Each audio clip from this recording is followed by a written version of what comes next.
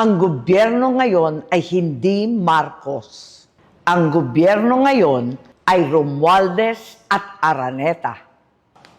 Payo ni VP, magpalit na raw ako ng apelyido. Sagot ko, Inday, hindi ko kailangan magpalit ng apelyido. Marcos ako. I'm me. Ako ay ako. Ako ay si Aimee Marcos. At kapag Marcos ka, hindi ka makikipag-alyansa sa mga politikong nagbintang, nagdiin, at umapi sa iyong pamilya. Hindi mo kakainin ang isinuka mo para lamang sa politika. Hindi ganyan ang legasiya ng aking ama. Imported na ang bigas, imported pa ang hustisya, kaya malinaw.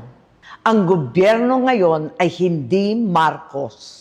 Ang gobyerno ngayon ay Romualdez at Araneta. Kaya tandaan, ako ay ako. I'm me. I'm me isip, I'm me salita, I'm me gawa. Number 39 sa balota, Aimee Marcos.